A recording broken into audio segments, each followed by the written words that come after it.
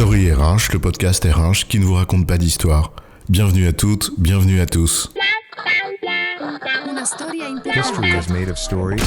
Dans cet épisode, nous allons aborder les raisons pour lesquelles le SIRH constitue un facteur de maîtrise des risques pour la fonction RH. Certains pourraient être tentés de croire que la notion de risque pour la fonction RH se borne à celui d'une chemise déchirée lors d'un conflit social, oubliant à la fois l'histoire de conflits beaucoup plus violents où on séquestrait les DRH, mais occultant surtout la palette des risques qu'elle doit gérer. Des risques financiers, rien qu'avec la paye par exemple, aux risques juridiques ou aux risques de non-conformité, en passant par toutes les conséquences potentielles sur un plan humain des erreurs dont elle pourrait être à l'origine, eh bien la fonction RH doit gérer de nombreux risques sur de nombreux plans. Et de plus en plus, tant les obligations légales ou de conformité sont de plus en plus complexes et pressantes avec la judiciarisation de la société, l'inflation des normes, etc. Alors dans cette perspective, en quoi le SIRH peut-il aider la fonction à maîtriser ces risques ? C'est quoi l'histoire ? La maîtrise des risques, en l'occurrence, ça commence par la qualité des informations dont on dispose, de l'interprétation que l'on en fait et des décisions qui en résultent. Prends l'exemple des risques liés à la sécurité au travail.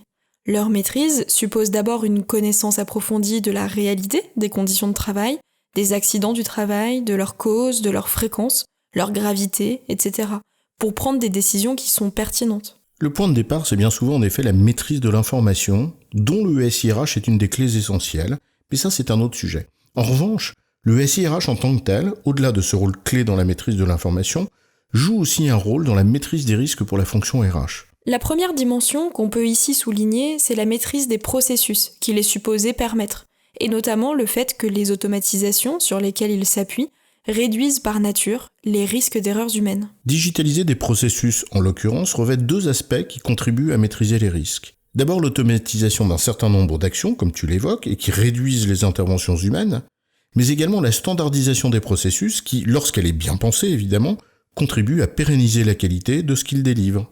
Et cette pérennisation contribue aussi à mieux maîtriser les risques. Le SIRH aide en effet la fonction RH à maîtriser ces risques par la qualité de traitement des processus RH qu'il doit apporter. C'est aussi potentiellement les apports de l'intelligence artificielle, par exemple, ce qui est une forme d'automatisation aussi. Par exemple, des contrôles de paye automatisés pour réduire les risques d'erreur, ou des alertes pour inviter un expert à aller creuser telle ou telle situation particulière. Un SIRH constitué d'applications performantes offre en effet aussi tout un arsenal de fonctionnalités qui permettent aux praticiens de mieux travailler, ce qui, là aussi, réduit les risques liés à leur activité. Des indicateurs, des alertes, des processus guidés, etc. Le SIRH, enfin, par cette informatisation des processus que tu évoquais, c'est aussi la possibilité de documenter, tracer, historiser les actes de gestion, voire le cas échéant d'y apporter un contrôle par des tiers, par exemple, pour les sécuriser. Ça concourt, là aussi, à une meilleure maîtrise des risques au global. C'est une source de meilleure maîtrise de ce que l'on fait, qui permet aussi de mieux identifier et cibler les zones d'amélioration, qui, le cas échéant, permet d'avoir des éléments opposables à des tiers, plutôt qu'un espèce de flou artistique qui expose trop. Bref, un ensemble de leviers de maîtrise. En résumé, le SIRH aide la fonction RH à maîtriser ses risques pour 3 raisons. 1. Parce qu'il constitue le socle de l'information RH. 2. Parce que les automatisations limitent les risques d'erreurs humaines. Et 3. Parce qu'il trace, documente et historise les actes de gestion, ce qui contribue à les sécuriser. J'ai raison, chef ? Oui, tu as raison, mais on va quand même pas en faire toute une histoire.